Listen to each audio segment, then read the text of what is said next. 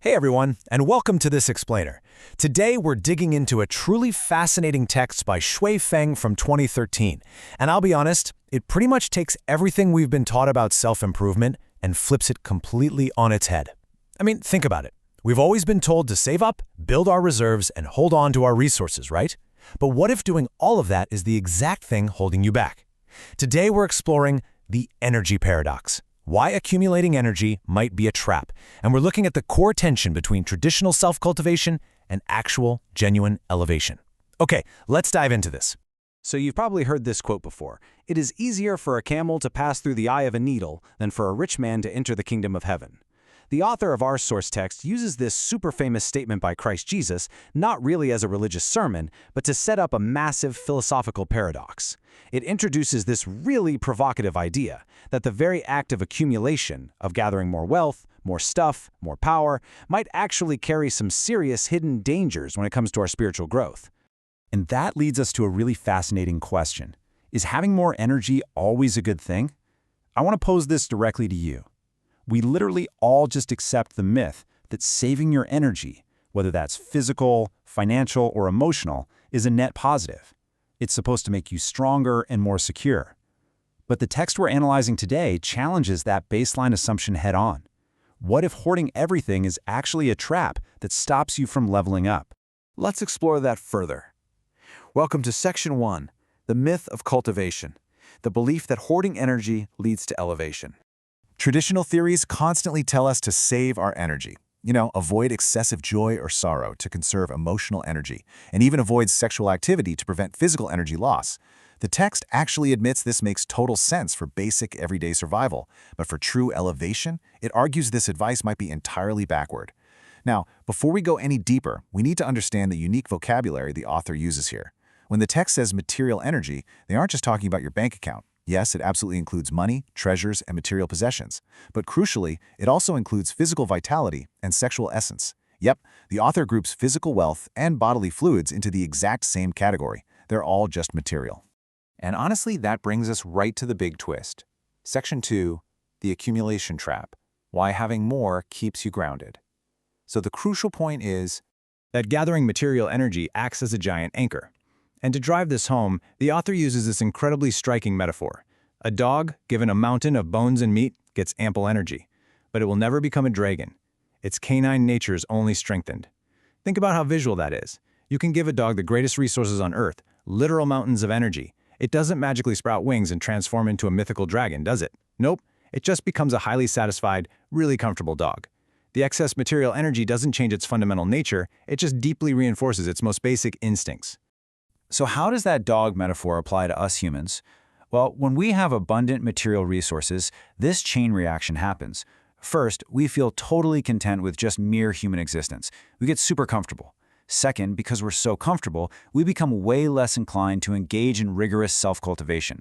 I mean, why do the heavy lifting of looking inward when life on the outside is on easy mode?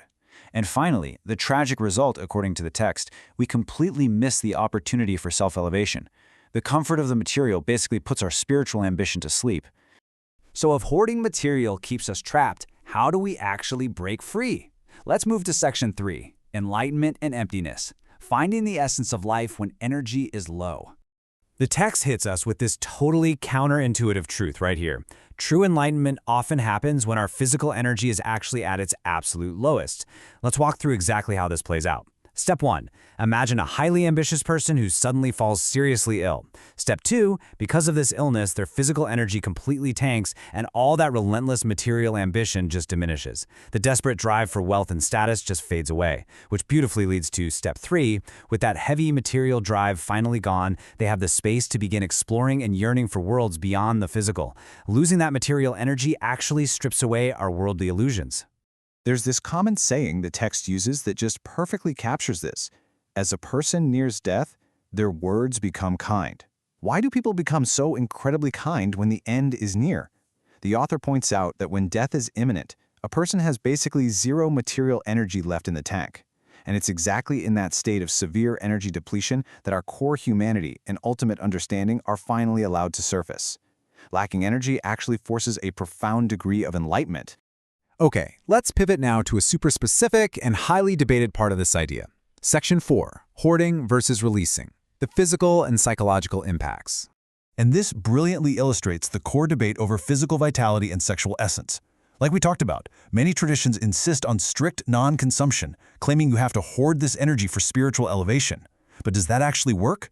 Well, the author sets up this wild juxtaposition. If you practice non-consumption or actively hoard physical energy, the text argues you don't become a master. You actually just become irritable, unbalanced, distracted, suppressed, and even reject the beauty around you. It just breeds internal chaos. Now compare that to consumption or actively releasing that energy. The text claims this is what actually leads to a person feeling calm, mentally balanced, focused, able to appreciate beauty, and highly confident. Releasing the energy rather than hoarding it creates actual peace. The author then drops this incredibly bold conclusion. There is no scientific evidence to prove that refraining from energy consumption leads to becoming a celestial being or a Buddha. They are completely definitive on this. Sexual essence is strictly material energy. Just like hoarding money or food or property, hoarding bodily energy merely keeps you grounded in the material realm. It simply should not be accumulated, period. Which brings us to our critical resolution. Section 5. The true path.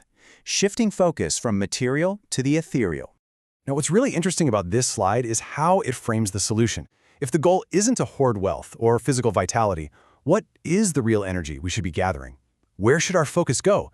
The author categorizes the real energies we actually need into two distinct buckets. First, there's spiritual energy. This includes cultivating friendship, maintaining harmonious relationships, appreciating a beautiful environment, and living a peaceful life. It's all about your external harmony with the world.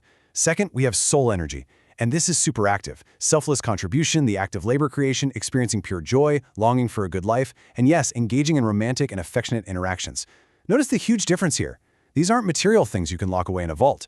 They are dynamic, vibrant ways of interacting with the world and with the people around you. We've unpacked a really fascinating paradox today, haven't we? Hoarding material energy acts as an anchor, while actively engaging in spiritual and soul energy is what actually elevates us. I want to leave you with a direct provocation from the text. The spring river warms, and the ducks know it first. Do the shoes fit you?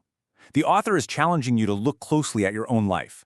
Only the duck in the water actually knows its temperature. Does endlessly accumulating material energy really bring you peace? Or does the path of cultivating spiritual harmony and soul-driven joy feel a bit closer to the truth? Look inward and ask yourself, do the shoes fit? Thanks so much for joining me for this explainer. Until next time, keep questioning what you know and keep learning.